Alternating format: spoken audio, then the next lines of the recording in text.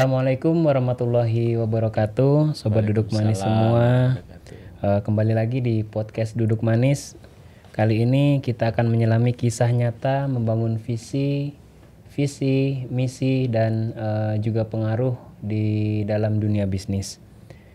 Kali ini pembahasan kita cukup powerful, yaitu tentang bagaimana seorang game changers, tentang bagaimana pola pikirnya, bagaimana mindsetnya, sehingga bisa menangkap peluang yang ada dan berubah menjadi sesuatu yang sangat besar.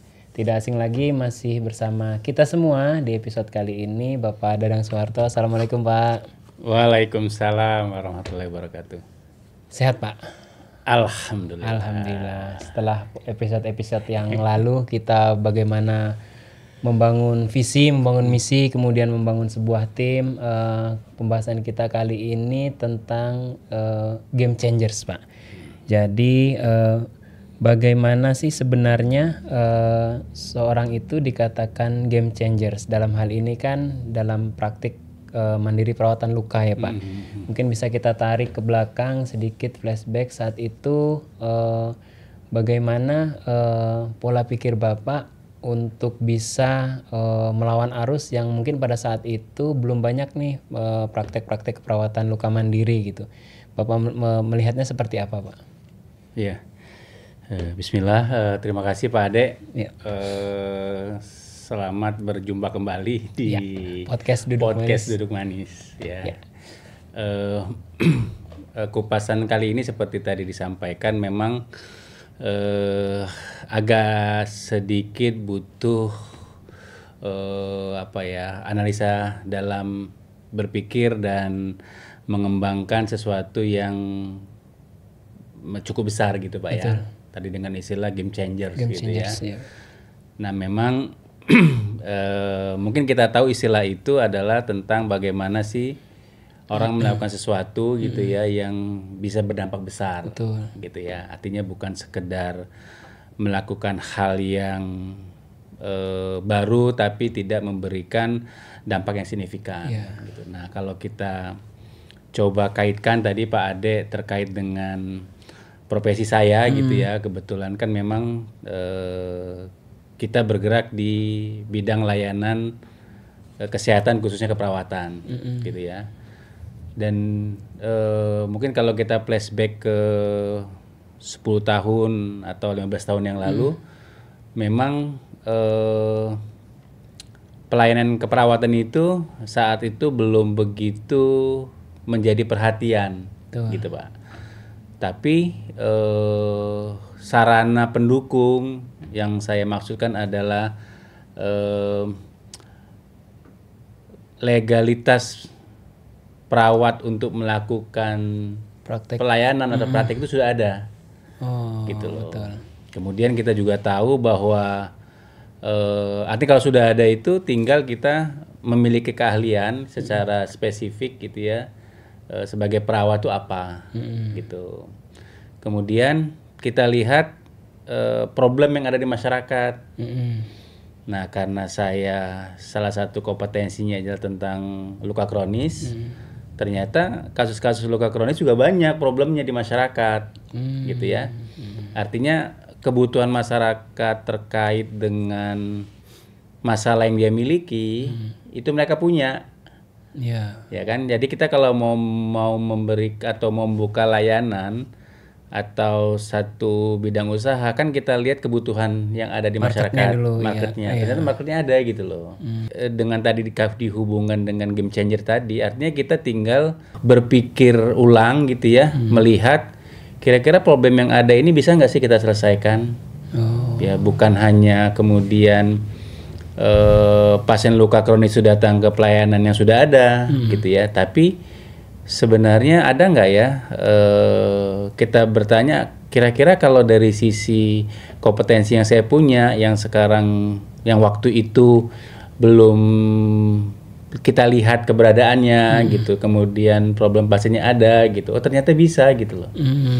Nah oleh karena tinggal kita kalau dibilang game changer itu artinya kita coba melihat sesuatu cara berpikir gitu ya yang nanti bisa memberikan dampak besar pada cara berpikir yang kita akan ambil, baik berupa bentuknya inovasi gitu ya, kemudian mungkin efisiensi atau melihat membuka sesuatu yang baru gitu Pak Ade. Betul, Pak. Ya, jadi lebih kepada mindset kita untuk kita bangun ya, bukan pada kondisi yang sudah mapan, tapi kita lihat, kita bertanya apa sih hal lain yang bisa kita berikan solusi gitu, yang kita bisa rubah dan itu bisa memberikan dampak dengan mempertimbangkan problemnya ada di masyarakat, angkanya besar, kemudian perawat sebagai seorang tenaga kesehatan sebenarnya diberikan legalitas oleh negara untuk bisa melakukan pelayanan gitu. Betul. Baik Pak, menjadi sangat menarik. Pada saat itu kan pasti di angkatan Bapak mungkin juga banyak ya, maksudnya yang perawat luka kronis, gitu ya. Tapi yang mengambil action untuk berani mengambil keputusan dan membuat terobosan itu tidak banyak. Kira-kira kenapa ya Pak waktu itu? Gitu. Nah itu tadi. Kan tadi salah satunya adalah game changer itu kan bagaimana mindset, cara berpikir itu yang melatar belakangi orang melakukan pekerjaannya, gitu ya. Nah, karena rata-rata teman-teman itu berada pada institusi yang sudah mapan dari rumah sakit, dari lembaga pendidikan, sehingga mereka pun tidak melakukan terobosan yang besar pun mereka selesai pelatihan ya masih sudah bekerja gitu loh. Betul. Nah sementara saya berbeda, gitu. Saya harus mencari jawaban terhadap kebutuhan yang saya harus tanggung gitu ya, sehingga saya berpikir untuk tidak dalam kondisi yang nyaman gitu Pak Ade. Makanya tadi kalau Pak Ade bilang banyak kok perawat kronis, tapi kok kenapa mereka tidak melakukan hal yang sama ya? Lagi-lagi karena cara berpikirnya mungkin tantangan dalam menghadapi kehidupan saat itu saya dan teman-teman berbeda-beda. Oh baik. Berarti secara tidak langsung memang kita menjadi berpikir sangat kritis di waktu itu. Bagaimana kita akan menjawab kebutuhan, bagaimana kita akan menjawab tantangan. Sementara tidak banyak yang bergerak itu karena ya sudah nyaman. Maksudnya ya udah saya cukup punya skill itu, saya implementasikan untuk nanti misalnya dia di rumah sakit atau mungkin dia seorang di di institusi pendidikan, dia tinggal mentransfer ilmu itu tadi. Tapi mengembangkan bagaimana mengembangkan dan mengaplikasikan untuk menjadi sesuatu dan itu hal yang berbeda gitu ya Pak ya. Nah kemudian Pak berarti kan tidak banyak yang seperti Bapak ya, maksudnya setelah memiliki keahlian itu.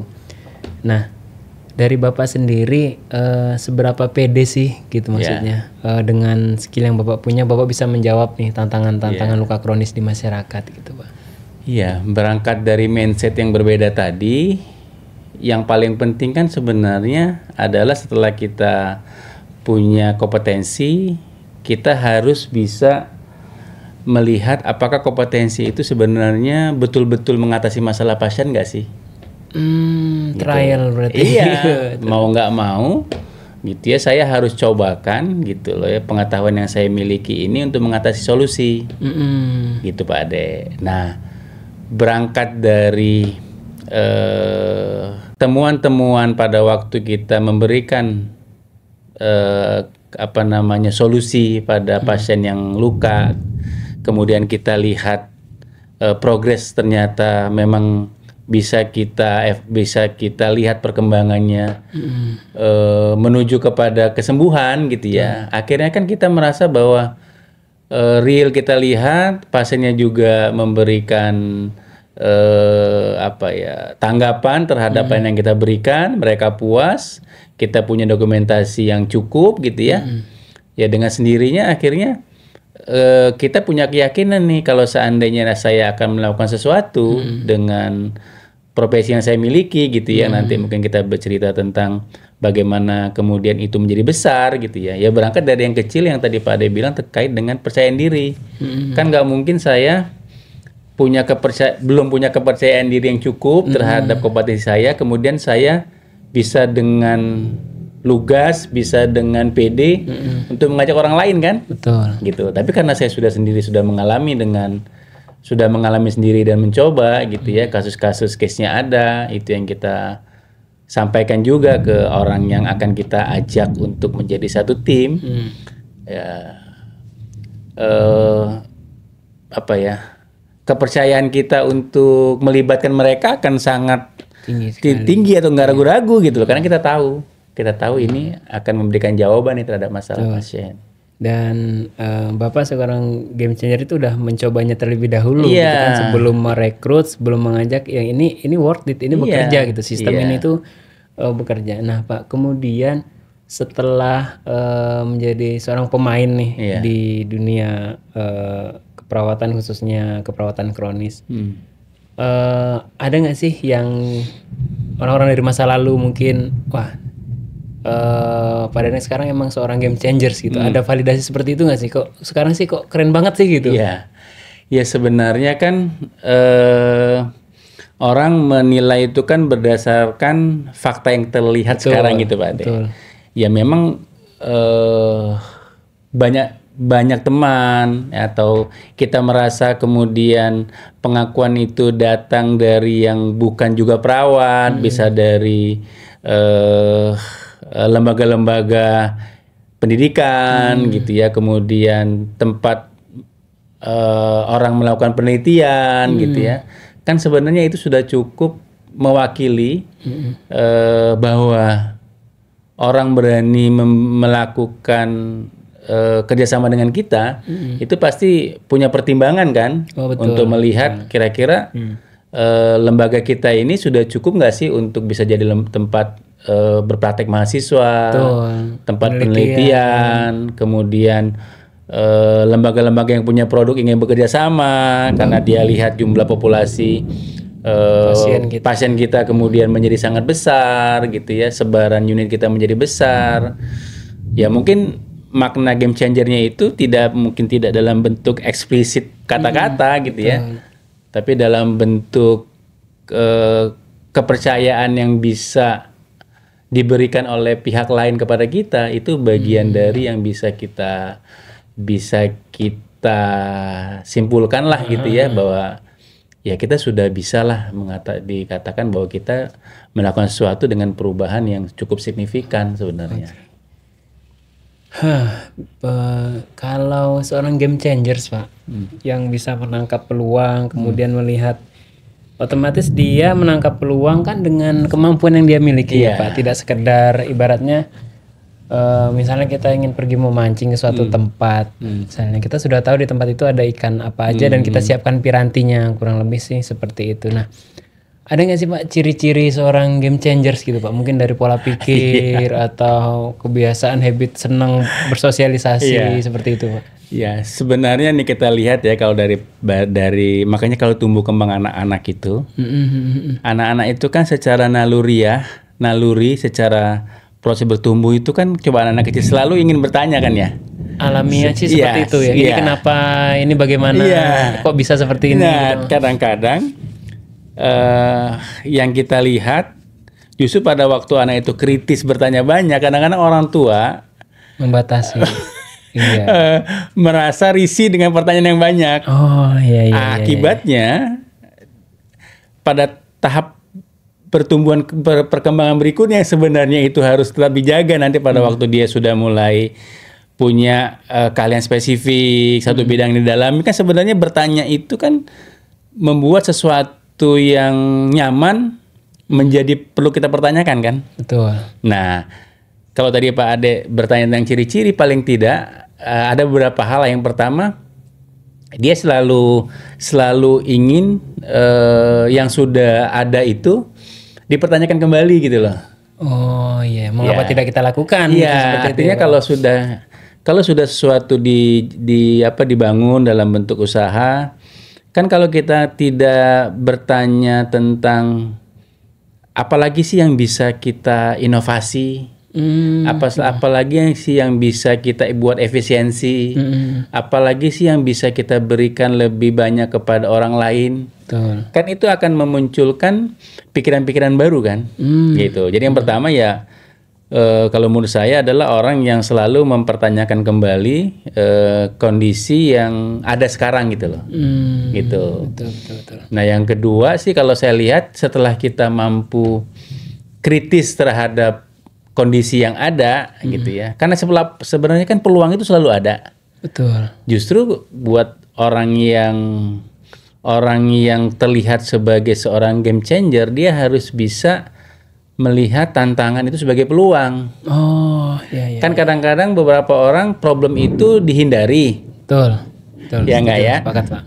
Padahal sebenarnya problem itulah nanti yang akan bisa menjadi sesuatu yang bisa dia tawarkan. Contohnya gini, kalau kita lihat Grab ya,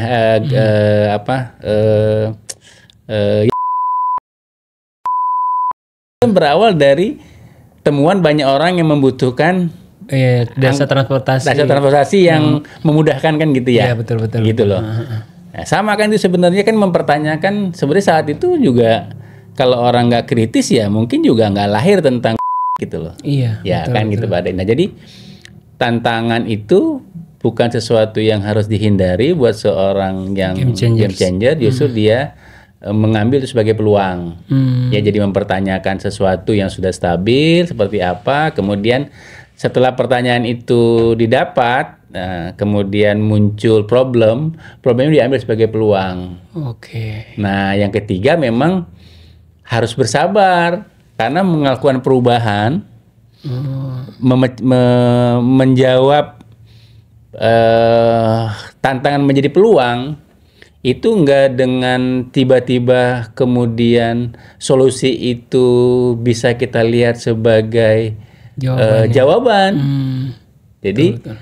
Konsistensi dan kesabaran dalam berproses ternyata juga harus dimiliki oleh seorang yang ingin ya melakukan perubahan yang besar, dan itu terasa banget di rumah memang gitu ya. Betul. Jadi dari mulai kita melihat bahwa tadi ini sebagai sesuatu yang perlu dipertanyakan, ada loh problemnya, bahwa perawatan luka itu solusinya kebanyakan orang dengan amputasi, padahal amputasi itu bukan salah satu jawaban, malah kadang-kadang kalau setelah amputasi lukanya memburuk, secara statistik angka kematian akan menjadi tinggi. Betul.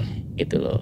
Nah itu kan juga nggak mudah tuh tantangan itu kita terobos karena solusi yang sudah ada itu kan sudah pakem ya. Sudah pakem gitu. Jadi kalau kita menawarkan sesuatu emang bisa. Iya, betul. Kan gitu ya. Iya. Nah, kemudian setelah kita tahu itu mau dijadiin peluang, kayak mana ya caranya ya, kan gitu kan? Benar, kita bertanya. Lagi-lagi karena contoh praktek keperawatan nggak banyak, kan kita juga trial and error kan? Betul. Coba dulu deh, buat dulu gitu loh. Iya. Jadi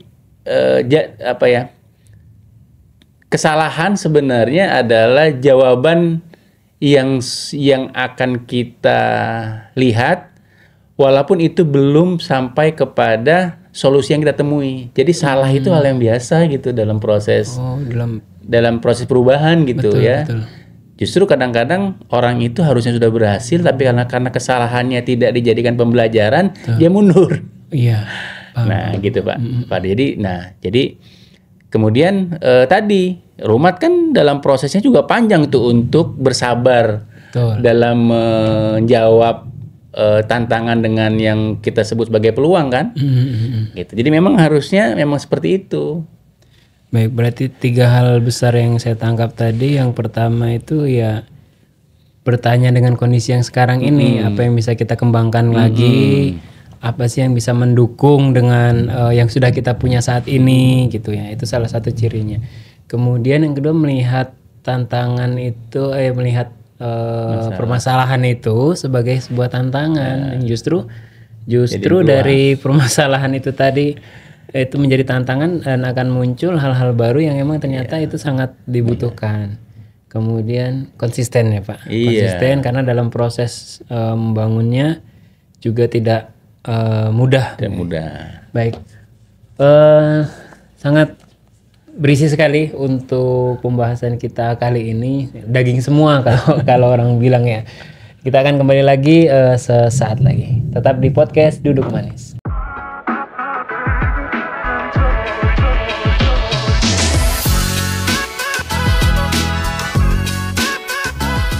Baik, kembali lagi di podcast Duduk Manis.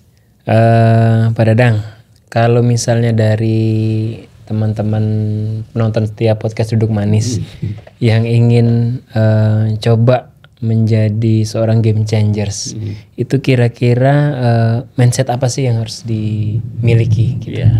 Ya. Tadi sebenarnya saya sudah baca sedikit tentang sebenarnya naluri manusia itu dari mulai kita tumbuh kembang itu anak-anak itu kan selalu ingin eksploratif ya. Betul. Atau bertanya hal-hal yang dia temukan kemudian dia ingin tahu jawabannya gitu.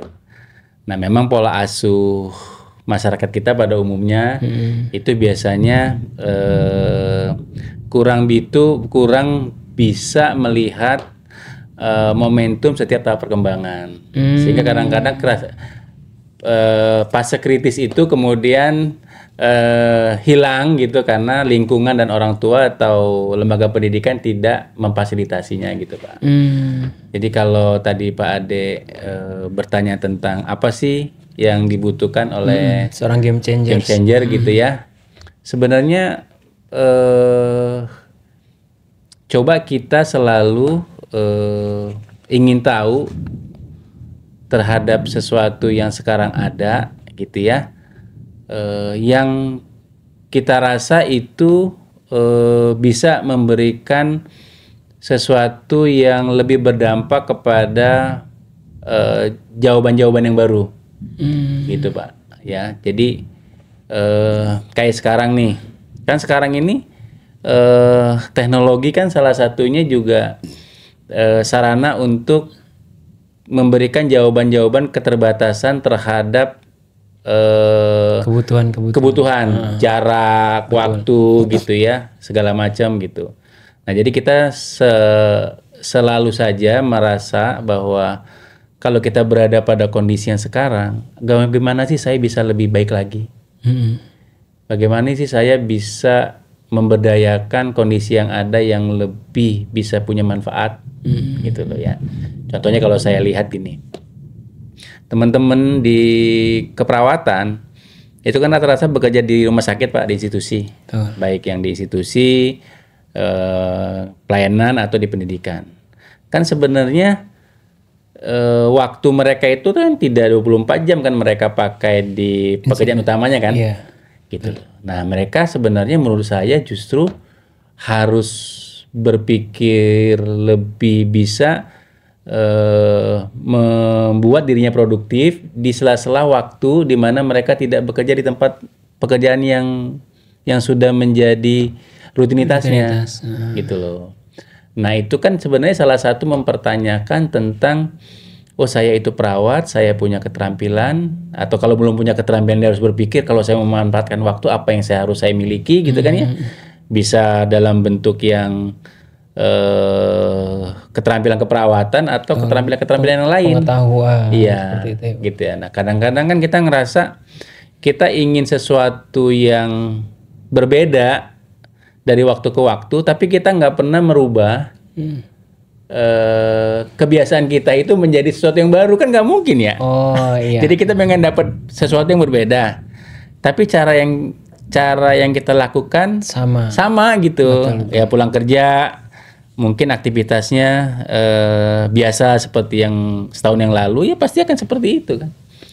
Gitu betul. Ya. Jadi harusnya memang apapun kondisi yang sekarang ada ya, entah kalau dia sudah punya usaha, dia berpikir lagi kira-kira apa lagi yang bisa saya lakukan ya, atau yang sekarang ada ini bisa nggak ya produktivitasnya saya buat menjadi lebih besar, inovasi apa sih yang harus saya lakukan, efisiensi seperti apa sih yang saya bisa lakukan juga supaya yang sekarang sudah dilakukan ini kemudian bisa lebih cost efektif gitu. Betul. Kan ya. Berarti mindsetnya itu justru tidak melulu tentang hal-hal baru ya Pak. Seorang game changer itu hal-hal yang sudah berjalan ini dievaluasi, kurangnya di mana, bagaimana kalau kita trial ini, nanti hasilnya seperti apa, kita evaluasi lagi, dari situ kita berpikir lagi. Jadi itu seperti konsisten dan berkesinambungan gitu ya Pak. Mindsetnya ternyata saya baru tahu seorang game changer itu yang mindsetnya itu tidak berhenti berpikir. Intinya dia harus bisa memutar ini bagaimana jika ini masih kecil, bagaimana membesarkan, bagaimana jika sudah besar, bagaimana tumbuh lebih besar lagi atau menjaga konsistensi pada operasionalnya segala macam ya Pak, termasuk cost efektif dan lain-lain. Baik, terima kasih kepada Pak Dadang untuk melatih cara berpikir seperti itu. Ada tipsnya nggak Pak kira-kira, atau itu emang naluriah tumbuh secara alami, emang diberikan oleh Allah itu kelebihan untuk berpikir kritis, atau bisa berangkat dari kondisi dia di saat seseorang itu mungkin dia harus berpikir lebih keras, dari situlah ide itu muncul dan kreativitas itu muncul. Itu seperti apa Pak? Jadi tadi saya udah singgung sedikit, sebenarnya kita itu kalau sudah punya satu cara gitu ya, atau solusi dari yang baru, kerjakan dulu aja, lakukan gitu loh. Lakukan ya. Lakukan, berani mencoba, dan jangan takut kita salah. Nah kadang-kala kan kita itu memang tidak berani melakukan, kita sudah berpikir duluan, kayak ini nggak bakalan jadi solusi deh. Itu nggak bisa kita pakai sebagai bentuk kesimpulan karena belum dilakukan kan. Sama dulu saya pernah cerita yang tentang pertama kali Rumat membuka cabang kan. Yang saya ketakutan saya adalah orang akan menolak. Karena pikiran kita praktek keperawatan belum ada, orang percaya nggak sama kita gitu. Tapi ternyata berbeda pada waktu kita punya ide baru untuk membuka cabang dan kita harus memulai menceritakan itu pada orang lain, ya caranya adalah ya bercerita dulu, sampaikan dulu gitu. Nah sama dengan ini, jadi kalau kita ingin sesuatu cara yang kita mau lakukan itu bisa menjadi solusinya, ya kesalahan pasti akan kita temui. Justru menurut saya kesalahan itu sebenarnya adalah kesuksesan yang tertunda sementara. Ya kan, karena kita akan dari situ kesabaran itu kan akan diuji gitu loh.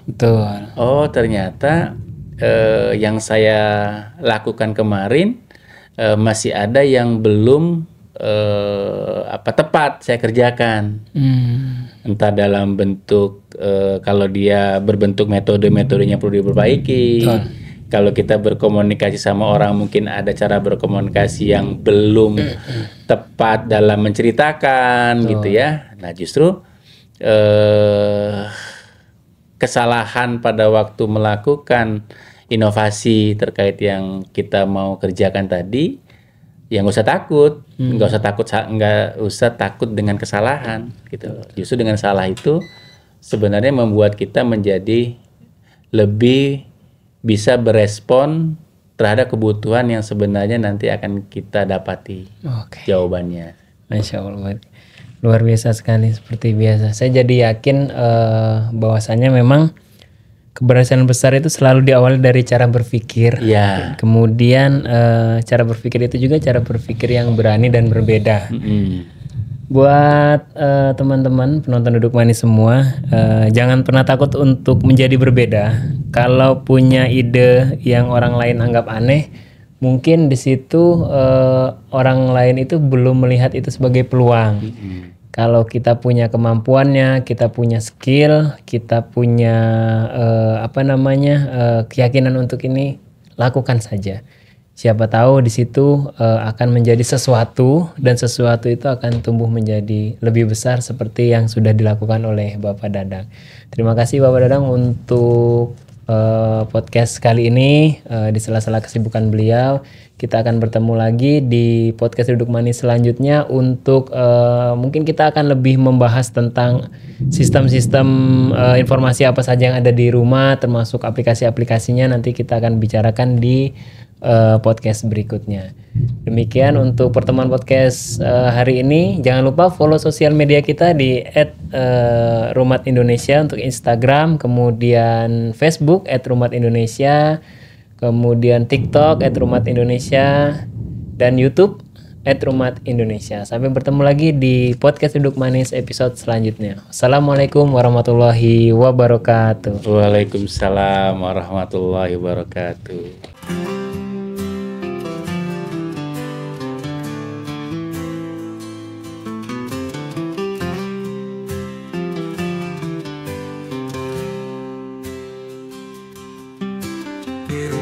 Kita peduli merawat luka sepenuh hati dengan cinta dan keahlian, sembuhkan luka tanpa henti. Percayakan pada kami dalam kasih yang abadi, Rumat setia menemani, hidup sehat jadi berarti. Rumat tempat merawat luka diabetes dengan cinta, dengan hati dan perhatian kita sembuhkan bersama. Rumat selalu ada untuk kesehatan yang utama, merawat luka dengan sepenuh hati, hidup penuh bahagia.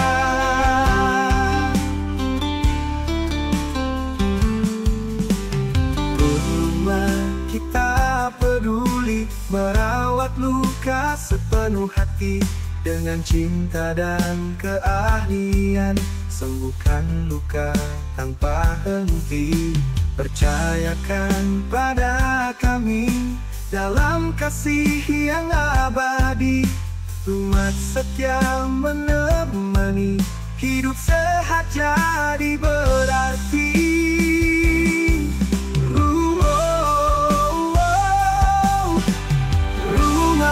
Tempat merawat luka diabetes dengan cinta, dengan hati dan perhatian kita sembuhkan bersama. Rumat selalu ada untuk kesehatan yang utama, merawat luka dengan sepenuh hati, hidup penuh bahagia.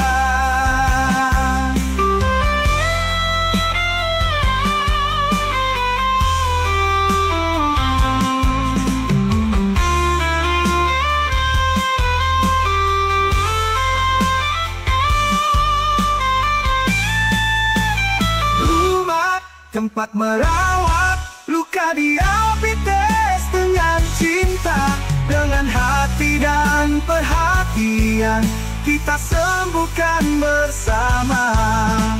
Rumat selalu ada untuk kesehatan yang utama, merawat luka dengan sepenuh hati, hidup penuh bahagia.